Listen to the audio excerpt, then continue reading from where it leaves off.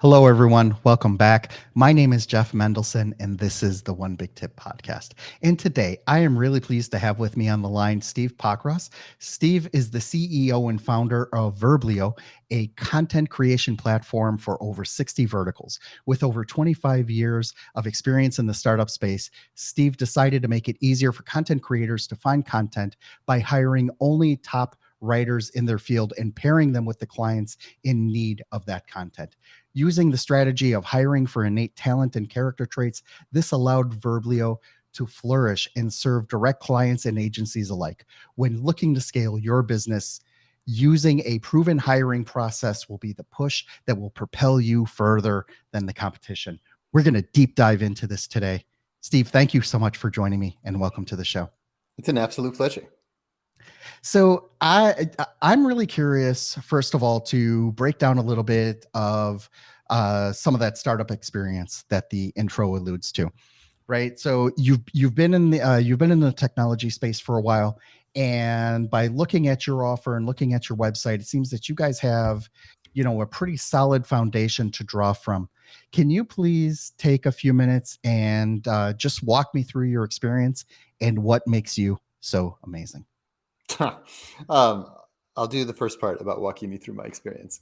The first part of my career was actually in nonprofits. So I became really passionate about community development finance institutions. So basically, how do you take disruptive concepts in finance and apply them to community develop to give people more opportunities for housing, for employment? And I did that in various places in the United States doing affordable housing investment. How do you understand the most deep layer of risk in affordable housing so you can enable a project to happen that otherwise wouldn't? How do you build large pools of funds from investors who are not interested in them, but make it so it appeals to them so they would want to invest more assets into it? And then finally, I actually worked in Brazil. I moved to Brazil and worked for the community, it's the Community Development Bank of Brazil, basically on their micro lending programs. So the concept here was there's a few things that flow through to the rest of my experience. One is take disruptive concepts that work in one area and apply them to another to become effective, which I've read this is the number one way to win a Nobel Prize is if you take something that was innovative in someone else's field and apply it to a different. That's where most Nobel Prize winners come from. So I think a lot of startups do this too. The second is find a passion-filled business. So the great thing about nonprofits is you're always thinking about your end user. The worst thing is you have very few resources, so you don't get to develop them. But having something that just moves you that's bigger than yourself, which is a bigger spirit, make it part of your life and you're going to enjoy your work more. So I got my MBA at Kellogg after that in 2002. I graduated. Kellogg was ranked, I don't know, number 1, 2 in the world at the year for Business Times. And I was, one of the few nonprofits, so I didn't really know what other business opportunities were like. And I was unemployed for 9 months. We had the least amount of hired alumni in the entire history of Kellogg that year. And somehow I tried myself in big corporate America, working for financial institutions, thinking I need to develop these finance skills so I can do my broader view of working internationally in community development finance. And the field just didn't want me. It just wasn't the right time to be doing that. I had lived in the late 90s in San Francisco and missed the whole tech boom while working in nonprofits. So nailing trends is not my gift. You might listen to some of my other advice instead of that. I worked in big corporate America, and what I learned there was I worked for HSBC's subprime credit card lending division, which I thought was just a complete bitter pill to swallow. I'd have to work for the man and be miserable, but I developed these skills, blah, blah, blah. I still have quite the do-gooder spirit. I love that job. And there's a couple of things about that job that I love that flew through too, which is one is if you work for an amazing team, it really depends a lot less. So if you can combine an amazing team with something you're passionate about, with resources, then you're in a really good spot. And that's what I found at my next company, LiveOps. So in 2004, I was part of a really innovative pioneering company in marketplace SaaS. We had a network of 20,000 home-based call center agents. We were on a cloud call center platform that could route to any individual's house, any individual call based on the performance that they had done on any one of those programs. And it grew. It was a bunch of the original Netscape team. We had 2 of the first 8 Netscape guys. The chief operating officer of eBay became our CEO, yada, yada, yada. Big Silicon Valley. Like, this is what happens when you find a business model that's innovative, you apply unique freelancer talent to it and a technology platform, you can really scale beyond anything you can drive. So what I picked up from that is my job there was I ended up as the VP of Business Development and Strategy. I innovated new businesses that you could build with that combination. Marketplace of freelancer talent, highly curated, SaaS technology platform, highly innovative business model that's focused on marketplace dynamics.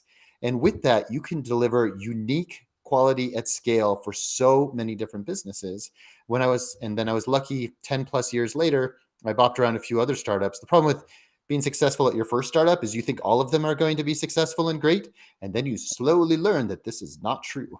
So I had five that did not make it that route, and I was very lucky to be offered the CEO position when I moved to Denver by a company that had followed LiveOps, my previous company, built a similar model for writers doing marketplace SEO content, which is what Verblio does. And I took over this position about 6 years from the founders, and we've grown about 600% during that time as a bootstrapped company and created 120,000 pieces of unique articles per year for our mostly digital marketer clients. Whew, that was my What life. an amazing story. The common denominator about everything that you were talking about there was being in the service of people, being in the service of talent, and connecting that talent to the right to the right type of clients. Because sometimes, like, talented people are not necessarily marketers, right? They don't necessarily know how to propel themselves very good, and that's really what these marketplaces do for us, right? Is that they provide this venue that you could be living on a farm, somewhere somewhere far away from everyone else, and still be insanely profitable and still do good work and really be truly location independent, all that stuff. You're able to to design your own lifestyle. You're able to design like the type of product that you want to give to the world, and it also allows you to be incredibly specialized. So I love that your career has been focused around that kind of process, right? Of really enabling people to be connected in the ways where they are most useful, in the ways that they've been called to serve. So thank you so much for that. I wanted to shift gears for a second and talk a little bit about that talent, right?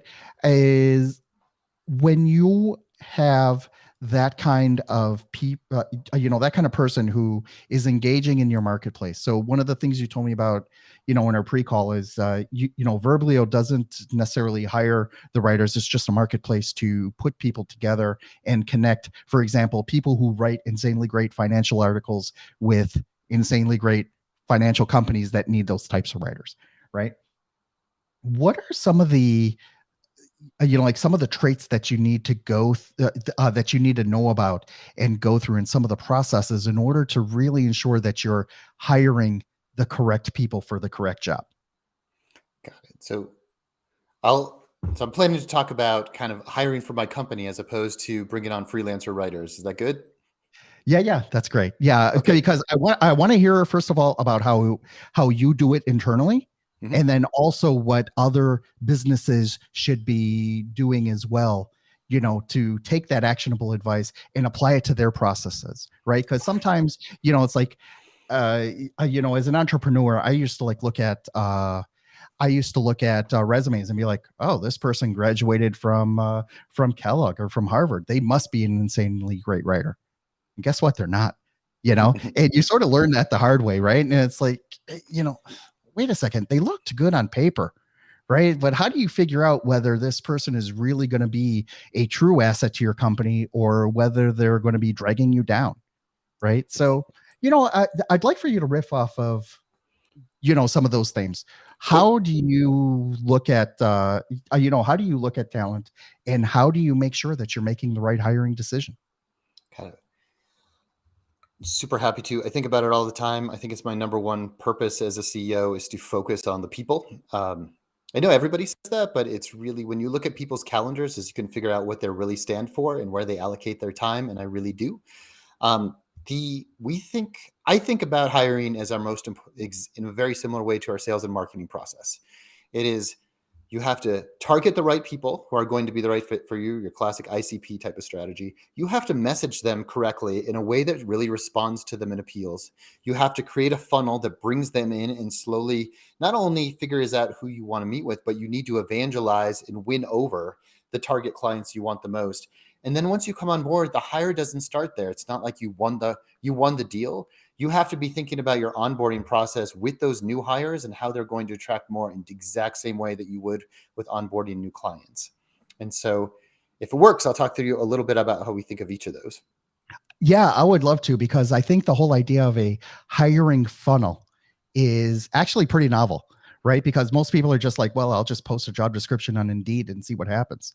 But that's not necessarily the case. That's literally throwing, throwing spaghetti against the wall and seeing what sticks. You don't want to do that. Like, you really want to attract the right people instead of just buckshotting the whole thing. How does that look in your space? Well, I totally agree. So think about this. So most companies put the head of people, the head of HR in charge of the recruiting process. So here's a person whose skill set is very diverse. There's a lot going on. They're in charge of the culture. They're in charge of benefits packages, charge of goal setting, things like this. This is a part-time job. Your marketing person is in charge of attracting the right talent, getting them to you, and bringing them in. So we have our head of marketing deeply involved in the recruiting process and basically is a co-partner. So the first thing we do is we defined who's our target. And so it depends on what type of client or what type of a company you are. If you're venture capital backed, so a lot of my competitors are, we're not. So I have to be really picky in what I do, because I can't win by offering the biggest package. But I can win by figuring out who is going to be the most successful at our company and make our clients and us the most successful. So our first is on our ICP side. Who do I identify as our target market? We hire for traits over experience. And that's really important. We made a very strong put the flag in the ground. And what that means is we are looking for curiosity. We are looking for figure it out yourself. Quirkiness is a really big part of our brand. The more quirky you are, and the more you'll fit in with the rest, and you'll also make our brand as inviting as we are. And we look for people who are people first. I'm really looking for somebody. I would rather have you have done a customer service job where you at the front lines getting berated by the public for 2 years, so you know what it's like to be on the other end, than I would have somebody with a fancy degree who's never done it before. So a few things happen. One is that builds a culture that attracts more great people just like it. And the second is I'm not paying top rate for somebody who has the experience but might not fit on the culture side. And I think this is where a lot of companies make the sacrifice. You sacrifice on culture, it affects the rest of the energy of the company and you become less productive. So I'll stop there before I go into phase 2, which is how do you actually message them? What's interesting about what you're talking about is I've experienced that a number of times.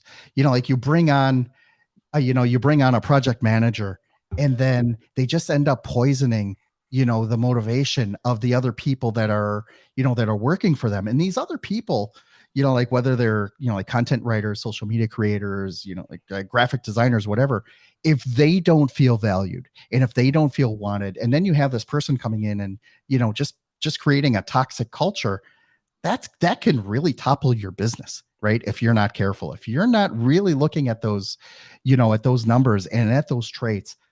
Oh my God, that could be such a disaster. And it's almost like a slow moving train wreck, as you're watching that happen. And if you don't take action on it, like as quick as possible, like I've seen a lot of people, say like, hire slow, but fire fast. Right. And that's one of the things that it's like, well, yeah, but how do you hire slow? Do you just sit there and wait for the right person, wait for someone to come in with the right, with the right personality, as you said? I mean, one of the things that came to mind, and I just wanted to ask your opinion on, are those personality tests. Like those MBTI things and those DISC assessments and things like that. I was curious, does your organization use any of those, or do you guys, swing, at your own speed on that? Oh, that's an interesting question. So just riffing with you on I'll riff just a little bit more before I answer your question, which is the number one trait that I ask my team to look for, that they're looking for as well, is did the person that I'm interviewing give me more energy by the end of our discussion than they took away? And if you're constantly building Wow. a team that gives you more energy, then you have a company that progressively gets better. And the second you make that compromise higher and you're like, yeah, this person will do the job. Oh my God, does everyone feel it? I do not believe in personality tests. I do not think they add any relevance, any importance whatsoever. I think answering that question about did they give me energy is 10 times more powerful than that. I love it. I'd never heard anyone talk about it in that, in that sense. And really what you're looking for, like when you're, when you're doing that interview or you're passing that person off, to your different, department heads, and VPs and all that, is that, you really do want to make sure that everyone has, buy-in. But you're right. If that energy just isn't there and they didn't clearly knock it out of the park, that could be a red flag. And I think it's always better to forego that red flag and just like, something, I'm going to pass on this. There's just something that's just not right.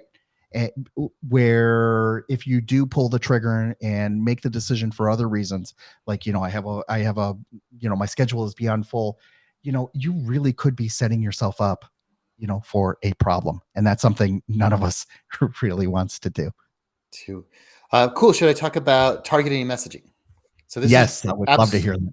this is my favorite part. So one of the ways that Verblio sets itself apart, which is something I've done for most of my career, and I think is easy for any company to do that really cares, that will attract you much better talent, is to be really thoughtful, marketing and personality forward in your job descriptions. And so my top copywriter who writes all of our brand messaging, which is witty and fun. And if you go to Verblio's website, which I'll send to you at the end, if you're not laughing at least 2 to 3 times per page and learning, then you're doing something wrong. And I want that same thing for every job description. I've basically said, the flag in the ground I've put is I want to laugh 3 times by the end of a job description. I want to do this job no matter where it is in my company, make that happen. And so we've done things like, I'll just give you a quick example. So we're hiring for our first full-time head of people right now, which is really interesting as I talk about this as a category. We've had a great, amazing part-time leader for many years. And my copywriter told me, she said, I don't want to work on this assignment. I hate HR. I hate everything about it. When I have to talk to HR, it means I'm in trouble. It means I have to fill out a form. It means I have to put in goals. It means I'm behind. And I said, why don't you write this like you're writing for the company? What's our dream? And so she started off, it says, hi, I'm Annika. I'm our copywriter. I've written every piece of it. I am the brand mother of this company. This position is about as important to me as anything I've ever hired for. I need someone to make this culture more interesting and more fun as we go because we have something really special. Is that something you're interested in? Here's things that it might appeal to you. If you say yes to any of these, write us back. That's going to attract who I want to talk to. And that is going to turn off a lot of the people who are really looking for that stodgy, rigid, corporate environment, something safe. Because I think what the vibe that you put out there with that kind of job description is, we are not just going to hire you based off of good looks or good paycheck. Right. We are definitely going to be hiring you based off of, you're sort of alluding to that energy. You're alluding to that, like the type of people that you want to work with. And I think it's a wonderful way to start out. What kind of responses have you gotten, like once you put that out there, right? For people to read, like how does that look on the receiving end when people start answering it? Do they respond in kind? Do you get a lot of people that just send out their same old tired cover letter? How does that look? Oh my God. It makes receiving the cover letter so fun. People get really into it. They're like, oh my, these are fun people who want me to be my true, authentic, funny self. And they riff with us all over the place. If you go to our website, if you look up all of our personal profiles, one of the things we have is our favorite word. So my favorite word is hootenanny. And the number of people who write back and send in their favorite word or their top 3 or quote which ones are there is truly amazing. It starts a real conversation. You get to know someone deeply ahead of where you're finding the right people. You're finding your appeal to your audience or the people that you want to appeal to. Think of it from a marketing perspective as opposed from an HR perspective.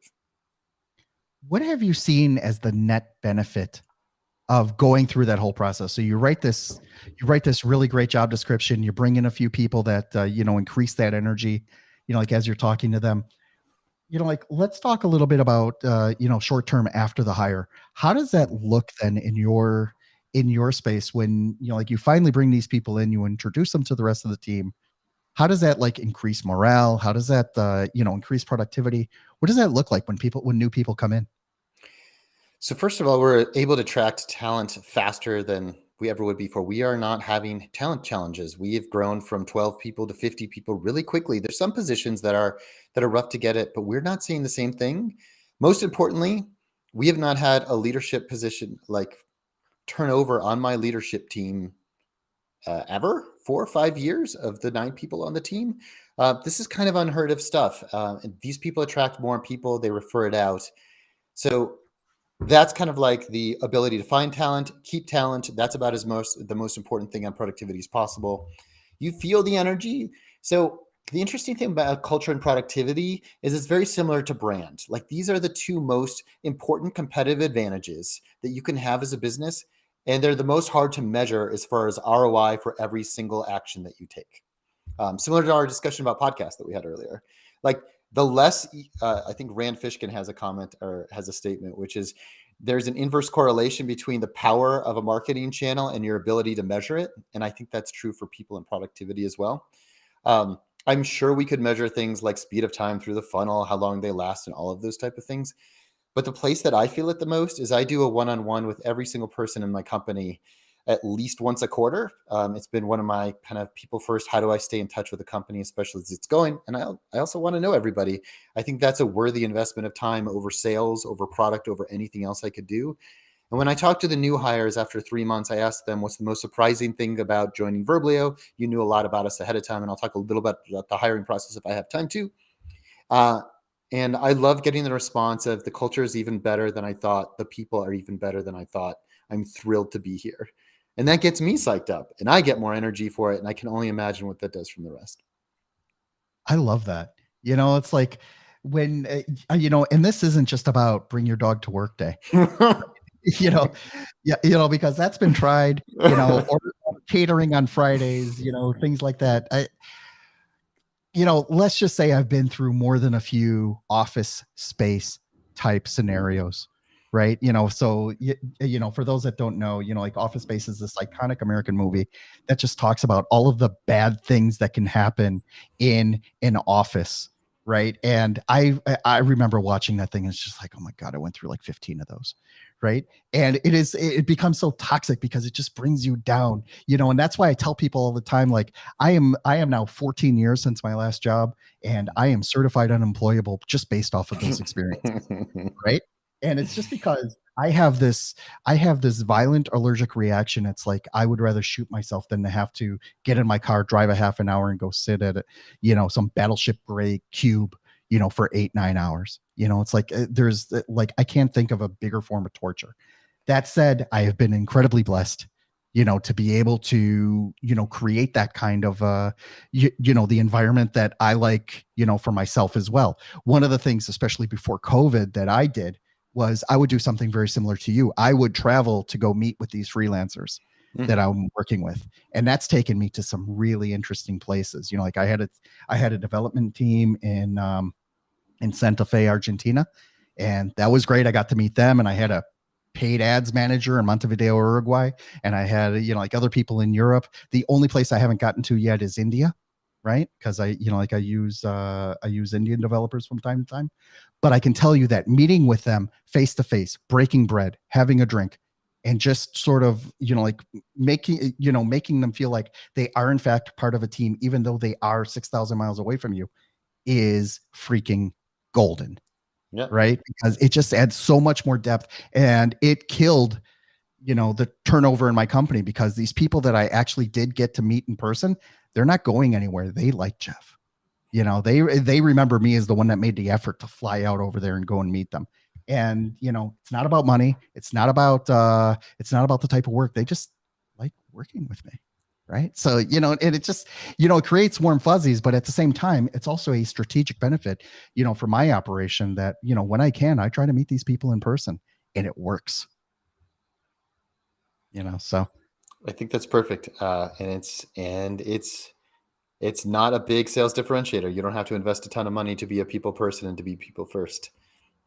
I love it. I love it. Thank you so much for sharing that. Steve, can you please tell everyone where they can learn more about your company and how they can reach out to you directly? Sure. So our company is Verblio. It's Verblio. We're at verblio.com. Our website should be, I hope you find it engaging and fun. We try to make it be entertaining at the same time that you can talk about doing high quality content at scale. You can find me. I post a lot on LinkedIn. So I'm at Spockross, Spockross. I also have a podcast called Yes in Marketing, where I talk to an eclectic, interesting marketing speaker, because great inspiration can come from anywhere in marketing, once a week. And I post those online, and we post a lot of content there. I love it. Steve, thank you for joining me today. This has been a great and engaging discussion. I love talking about this, and I'm sure that the audience will get some really good gems out of this conversation as well. Thank you for joining me. Oh, my pleasure. Thanks.